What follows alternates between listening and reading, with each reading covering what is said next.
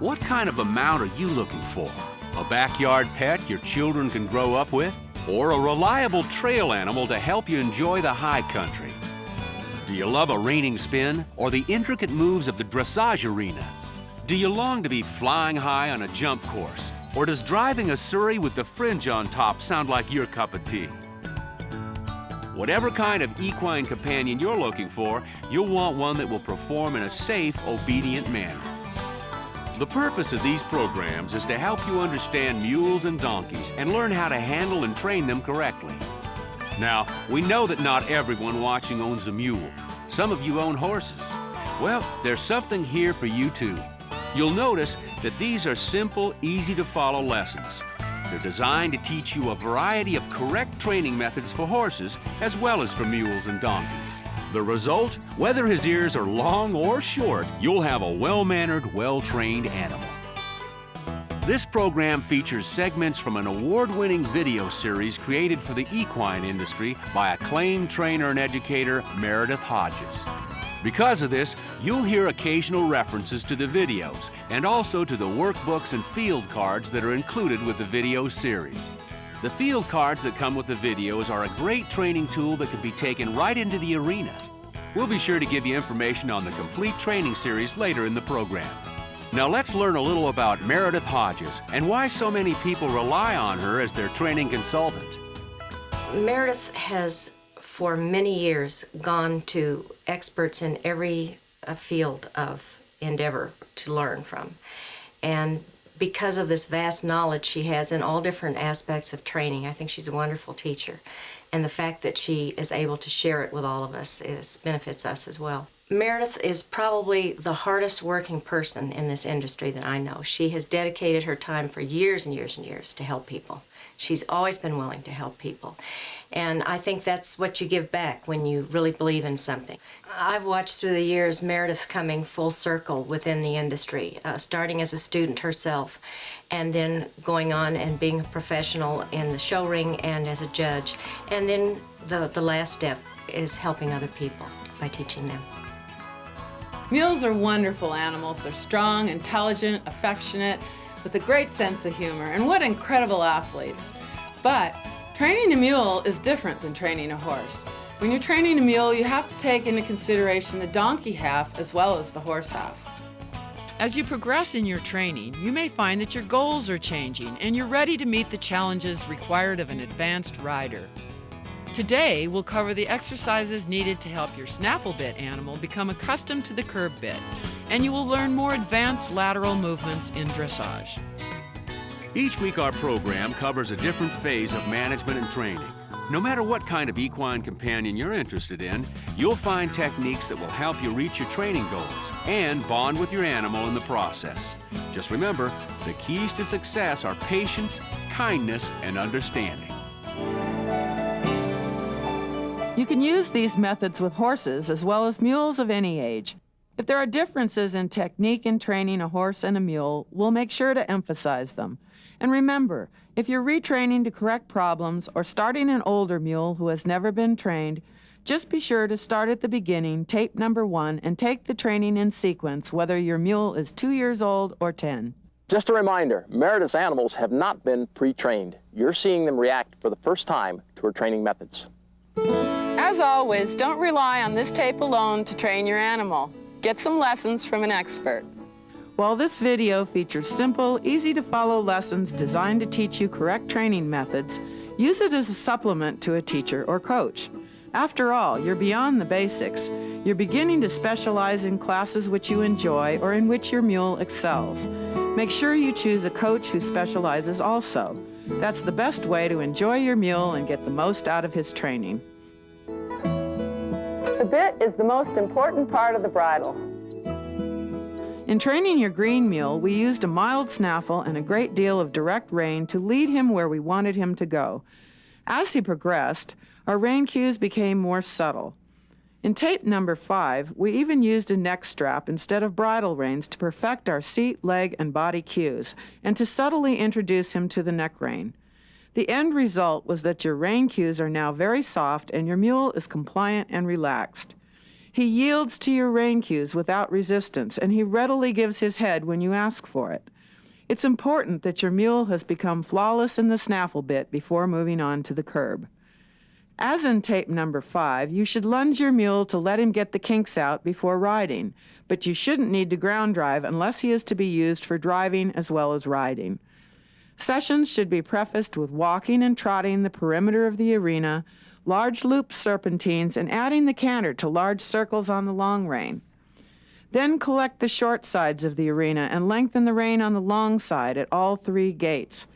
This helps loosen and stretch his muscles in preparation for the work to come. From now on, always put him through these exercises no matter what he's being schooled for. Even the driving mule should be ridden as a part of his routine to keep him fit and free-moving in harness. If your mule meets this simple criteria, he is ready for a new bit that will allow even more subtle cues, a curb bit.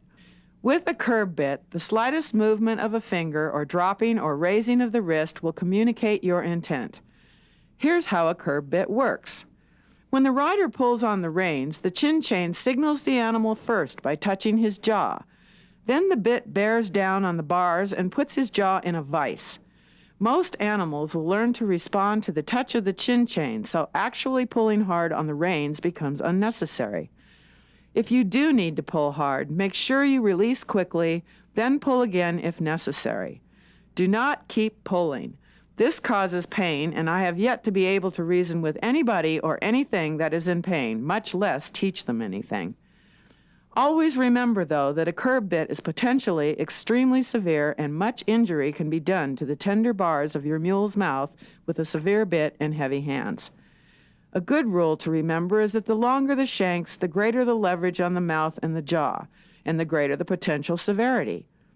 Also, the higher the port, the more severe the bit. You want some tongue relief, but avoid anything even remotely resembling a spade bit. There are many styles of Western curb bits, from the angled back grazing bit to loose hinged curb favored by reiners. English bits have even more variety, depending on their purpose and the sport. At the upper levels of dressage and in some flat saddle and side saddle classes, you might use a full bridle with separate snaffle and curb bits, or a pelham bit with rings for 2 sets of reins to function as a combination snaffle and curb action. Whichever your equine sport, you will discover dozens of variations of specialty bits. In fact, we could do an entire tape just on bits alone. Which bit you use will depend on your mule and his particular needs. Remember that some bits are more comfortable than others. The proper fit and adjustment of the curb bit is crucial. It should rest easily in the mouth and be wide enough so it will not pinch the cheeks or cause wrinkles in the corners of the mouth. As a rule, a curb-type bit rests lower in the mouth than a snaffle. The curb chain or leather should lie flat, not twisted, and should not pinch the sides of the mouth when the reins are engaged. You should be able to fit 2 fingers between it and his jaw.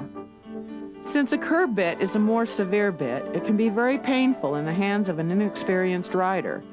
It's best to use the curb bit only when needed. Most riders will do their schooling in a snaffle, then school in the curb only 3 or 4 weeks before the show. Curbs and other more severe bits can be used for inexperienced people on a trail ride to compensate for their inability to stop an animal. But this is a relatively passive activity and does not usually set up the animal for abuse. A more severe bit for a strong animal and weak rider is fine under strict supervision. Begin by putting your mule in a bridle with a mild curb bit. Be patient and let him get used to it by lunging from the halter in the open. Then slowly and gently guide him through the simple turns, stops, and backs. And an hourglass pattern, emphasizing your leg and seat cues to help him understand what you want. Above all, never rush him or jerk the reins. This will result in a fight, desensitization to the curb bit, avoidance behavior, and resistance. If he gapes his mouth or avoids contact with the bit, you can add a noseband to help keep his mouth closed. Remember to keep a light touch and a gentle hand and keep your other aids consistent. Remember, neck reining is not really done with the reins, but rather with your seat and leg cues. As he adjusts to these simple exercises, you can add familiar patterns you have used throughout his training. Everything you did with the snaffle, do with the curb. In other words, do all the exercises outlined in this tape in a snaffle bit first, then go back to the exercises outlined from tape number 4 on, and repeat with the curb. We'll be back using dressage as a basis for all the equine sports.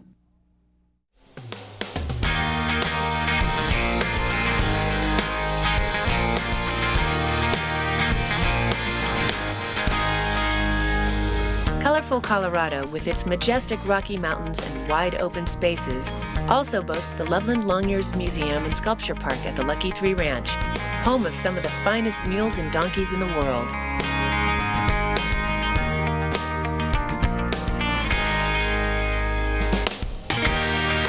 This working ranch is just 40 miles north of Denver.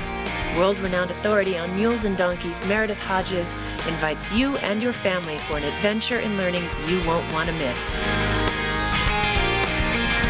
Come visit the Lucky 3 Ranch, meet Meredith, her champion mules and donkeys, and take in the beauty of her long years art for the experience of a lifetime.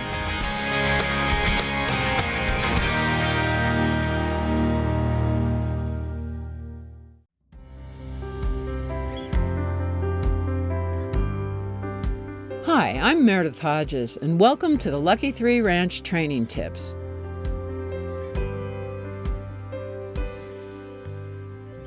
It is important that your equine has become flawless in the snaffle bit before moving on to using the curb bit. You should lunge your equine to let him warm up before riding. However, unless he is to be used for driving as well as riding, you shouldn't need to ground drive him every time. With a curb bit, the slightest movement of a finger or the wrist will communicate your intent. When the rider pulls on the reins, the chin chain touches the animal's jaw and signals him to slow down or stop. Then the bit bears down on his bars and puts his jaw in a vise. Most animals will learn to respond to the touch of the chin chain, so it becomes unnecessary for you to pull hard on the reins. If you do need to pull hard, make sure you release quickly, then pull again if necessary. Remember that pulling too hard can cause injury to the tender bars of your equine's mouth with a severe bit and heavy hands. Pain rarely results in compliance.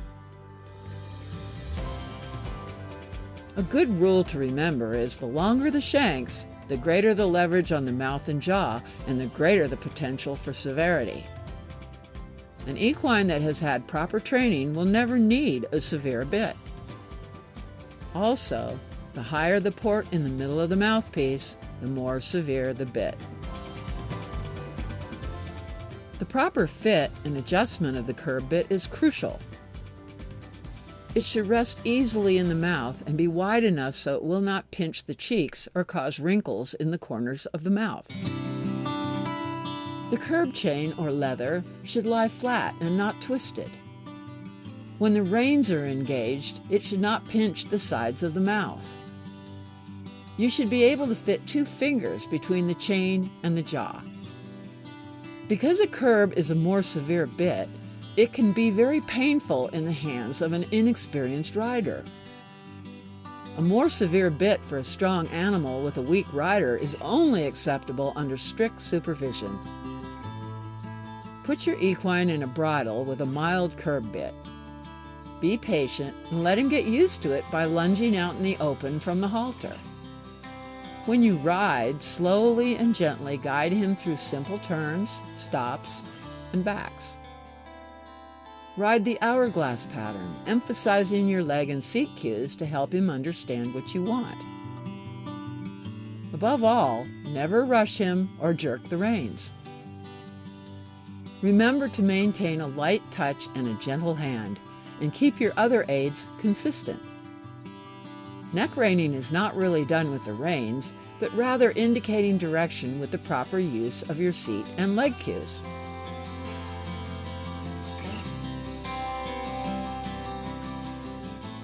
As he adjusts to these simple exercises, repeat everything you did with the snaffle bit with the curb bit, slowly and over a long period of time.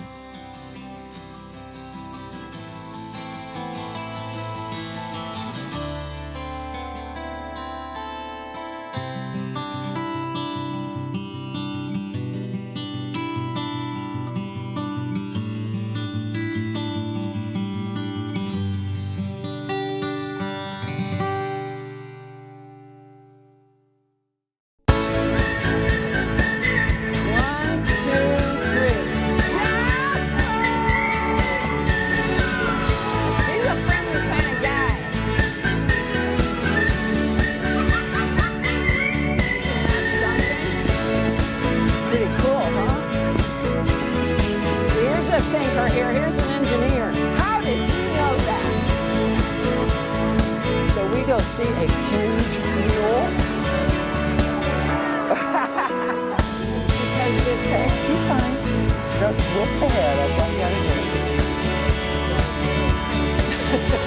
Okay, come on, boys, let's go. Come on.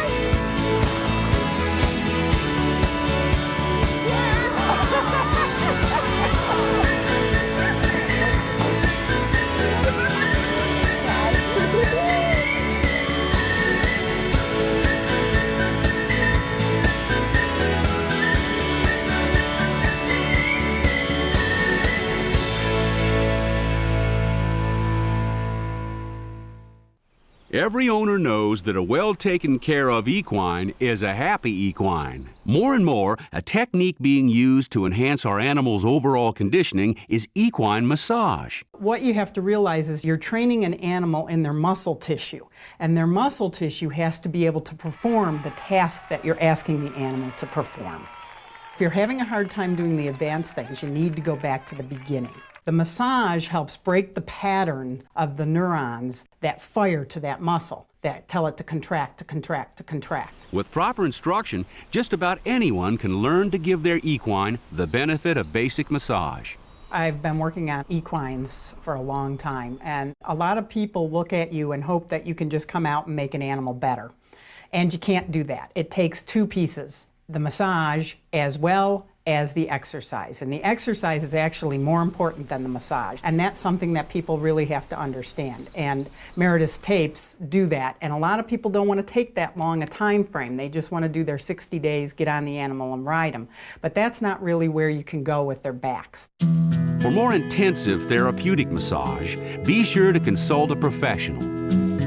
Equine massage not only enhances your animal's health and overall condition, it's also a deeply personal and rewarding bonding experience for both of you. Many of you who love your horses also love your dogs. This type of massage can be beneficial for all your pets.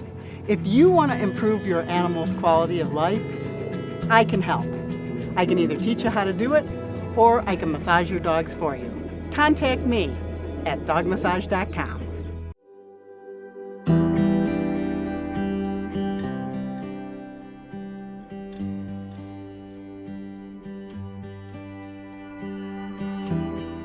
While it's true that dressage is a sport in itself, did you know that even Western trainers utilize dressage techniques to help their animals to excel? After all, the word dressage means training. Dressage is really nothing more than a series of exercises developed by expert horsemen over centuries of experience. These carefully planned exercises enable the rider to condition the horse's body in a natural and healthy way so that he can perform to the best of his ability without fear of unnecessary injury. It is not unlike what any athlete does to train for competition or to do anything that is relatively stressful. Football players do not just play football. If they did, they would injure muscles and tendons that were not prepared for the stress of the game. That is why they do exercises designed to strengthen and flex all the muscles and tendons in their bodies. If they are hurt, they're out of the game, and often for a very long time. It takes a long time for muscles and tendons to heal, if ever.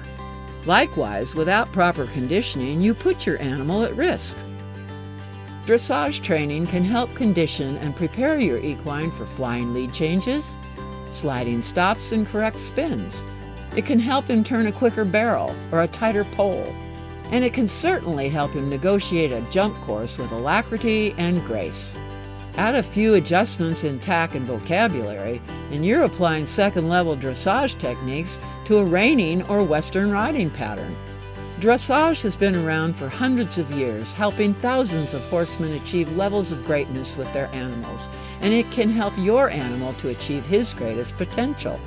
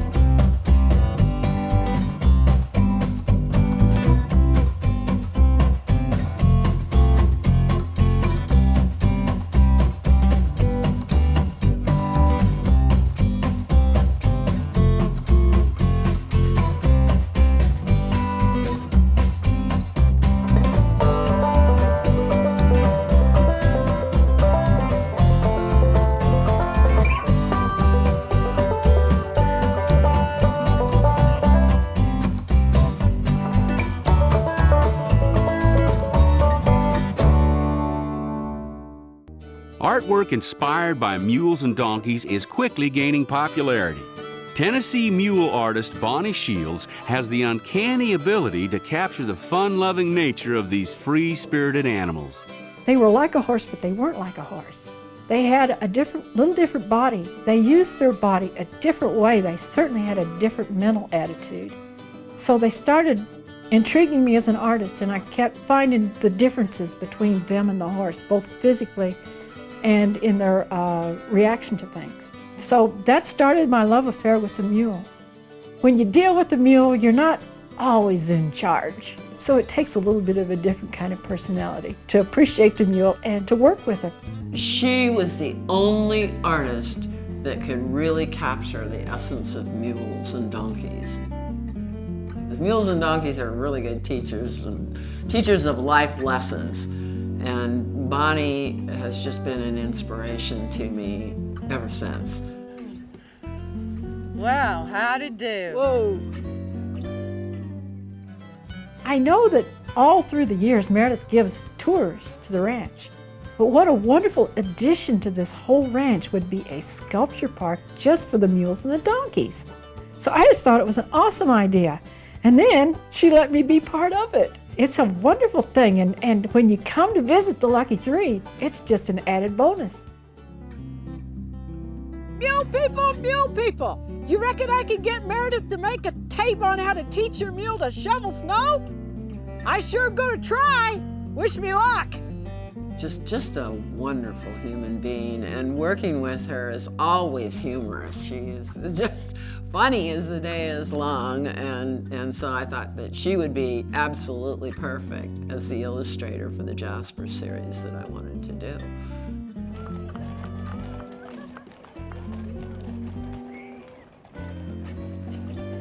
The Daydreamers was inspired by a thing that I saw years ago. I heard about this family up in Kentucky. They'd been working tobacco out in the field with their mules. And one of the boys, he was laying across this mule's back, laying in the shade. They'd been working, and he was resting on the back of his mule in the shade. That just kind of stuck with me, and I thought, gee, a kid like that, you know, he thinks he's stuck on the farm. He thinks he's stuck doing all this terrible old work, and he's laying up there and he's daydreaming about getting away from it all. So that's where Daydreamer came from. Sculpture's not the only thing I do. Matter of fact, I got into sculpture maybe a little later in my career. Mostly, I was known for my pencil drawings and my acrylic paintings for many, many years. Long-ear's art. It may be whimsical, like a cartoon, or it may simply be breathtaking. Long ears are taking their place in the world of art, and it's the beginning of a beautiful friendship.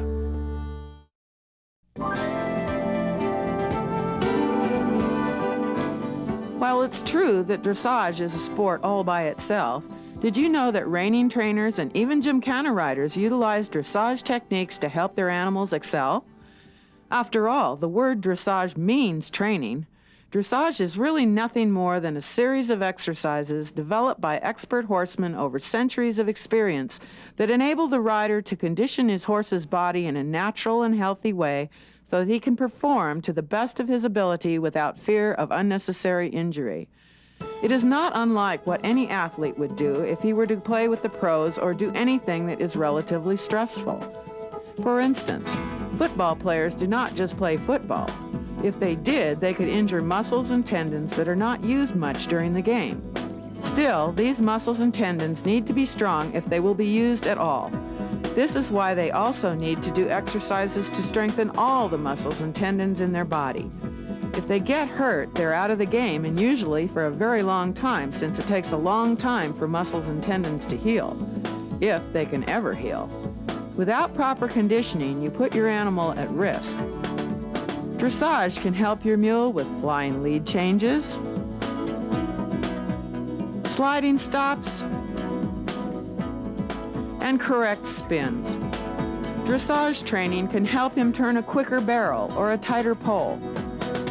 And it can certainly help him negotiate a jump course with alacrity and grace. Add a few adjustments in tack and vocabulary, and you're applying your training level 2 techniques to a Western riding pattern. Dressage has been around for hundreds of years, helping thousands of horsemen achieve levels of greatness with their animals. Dressage will help your mule accomplish his greatest potential. One thing dressage training does extremely well is to develop the mule's natural abilities, the way he moves and the way he balances himself. Anyone who can ride dressage, and any type of horse or mule will benefit from dressage. You don't even have to use a dressage saddle to utilize this type of training. You notice that I am riding in a Western saddle for many of these exercises. In this chapter, you are taking what your mule has learned in earlier training to a higher level. You are perfecting everything he does, from his gaits to the way he carries himself and the way he executes movements. Your challenge will be to teach your mule to move straight forward with regularity of gait, impulsion, relaxation, and submission. Sounds simple enough, doesn't it? To do this, though, he must accept the bit evenly on both sides. The inside rein supports the rider's inside leg and prevents the hindquarters from falling in. The outside rein and leg will prevent the hindquarters from falling out. By riding your mule into the outside rein, you prevent him from leaning on the bit on his stiff side or feel hollow. He will learn to balance evenly between your aids. There are several exercises you can use to achieve this, but first you must prepare both your body and your mule's body for this type of exercise by doing some stretching exercises. Now we need to get the motor running. I do this with a very simple pattern. Set 4 ground poles next to the center cones to one side. Ask your mule for the working walk down the long side of the arena past your ground poles. Pick up the working trot on the short side and lengthen the trot on the next long side. Collect again on the next short side and turn before the next long side and come down over the poles. See how the ground poles get his attention and cause him to become more active in his gait and more collected in his body? Do this exercise twice each direction. Then we will modify the pattern by maintaining the collection after the ground poles and ask him to canter through the short side and down the next long side. Ask for the collected trot again before the corner, maintain it through the partial short side and down over the ground poles again. Do this 2 or 3 times each direction with a 2-minute break between directions, since this is very difficult for your mule in the beginning. See how this works? In order for your mule to be truly balanced, he needs to learn to move truly straight forward from your seat and legs. In order to become straight and true, he must condition the muscles evenly on both sides of his body such that they can carry him with little or no effort. This requires lateral exercises. We began straightening in tape number 5 with a movement called the shoulder in, down the long side. First we did it only halfway down the long side, then straighten, then down the whole long side and straighten before the corner. Now we will do shoulder in on the circle. First ride him in a circle at a walk, then a trot. Watch how I engage the inside hind leg through a half halt, while at the same time push the inside hind leg under his body in the direction of the outside rein. As he masters the movement, he will flex at the pole and accept contact with the outside rein as well as the inside rein. Continue the exercise at a trot in both directions, and finally a canter as he becomes more competent. Vary your routine to include both shoulder in on the long sides, down the center and quarter lines, and on the circle, both directions. You can use cone gaits to keep your lines straight. If your mule becomes difficult in the open on the center and quarter lines, just take him back to the long side for review. When conditioning a mule laterally, you need to be exact about what you're doing and don't do it any faster than you are able to execute it properly, or the integrity of the exercise is compromised. Wait until the last 15-minute segment of your workout for lateral exercises, since they are stressful to an animal and integrity is lost as the animal tires. Only after your mule has mastered shoulder in should you move on to the next exercise called travers, or haunches in. It is important in this exercise to make sure that your mule is stepping on a lateral line, crossing in front of the preceding hind foot. As in all lateral exercises, be sure to give your mule time to straighten before executing another movement. Do it slowly and in rhythm with his stride. See how this is done? Travers should not be done at the canter, since most equines have a natural tendency to canter haunches in anyway, and we do not want to encourage this bad movement. Watch how I put my mule's head to the wall. Notice the arc of my mule's body and how his body bends. See how his muscles are worked during the crossover. Let's modify the travers to put your mule's tail to the wall. This is called renvers.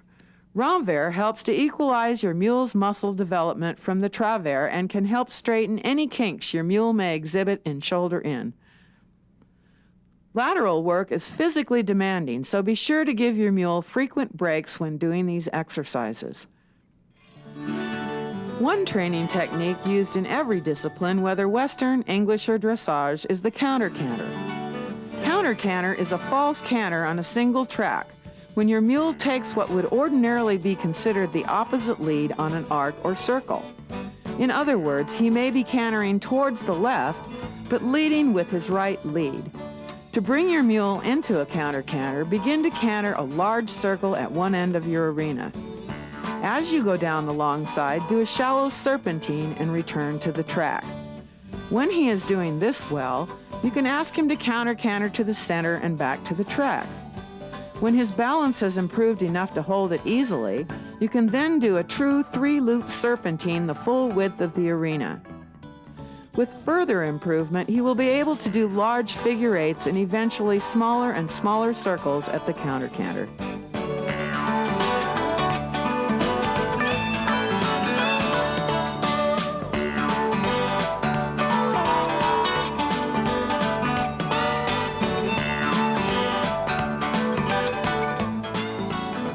Use a strong inside leg to help your mule hold the canter, since this is challenging him not to change leads. As he becomes more balanced, your leg pressure can decrease and become more even. The counter canter exercise will accomplish several things. It demonstrates an outside arc, but will eventually teach him to hold his body straight at a canter. It will make flying changes of lead much easier because his weight will be on his haunches and his body evenly balanced. The last exercise we'll work on has to do with simple lead changes. Remember how in tape number 5 we used leg yields to teach your mule simple lead changes? Now we'll learn how this works on the diagonal, through figure eights, and finally on the straightaway. When your mule has become proficient at these individual exercises, you can have some fun by putting it all together in a level 2 dressage test. The dressage arena is one place where you can see beautifully collected animals, especially at the higher levels. Isn't this fun? Next week, we'll apply your dressage skills to a reining pattern, so don't miss it. Having problems? Need an accessible trainer? Whether you're just a weekend trail rider or showing, the principles of training are the same. You want a safe and reliable equine companion. Produced by Meredith Hodges, Training Mules and Donkeys, a logical approach to long ears, will help you build a good working relationship with your animal. Meredith reveals the secrets of successful maintenance and resistance-free training that can be implemented by anyone, resulting in a satisfying partnership between you and your equine. Meredith answers your training questions promptly via mail or phone. Her books are great general resources and her videos are detailed, outlining the day-to-day exercises needed to produce a versatile and dependable equine companion. Meredith's techniques work with all equines. Do you have children, grandchildren? Check out Jasper, the story of a mule. For more information, check out our website at www.lucky3ranch.com or call 1-800-816-7566. Mules are working their way into the hearts of people everywhere. If you'd like to know more about these wonderful long-eared animals, you can contact us at 1-800-816-7566 or get on our website at lucky3ranch.com.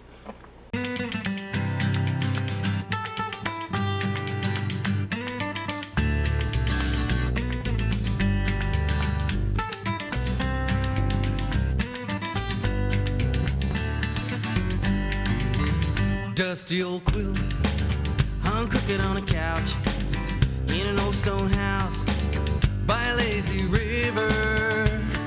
Songbirds singing to me like slow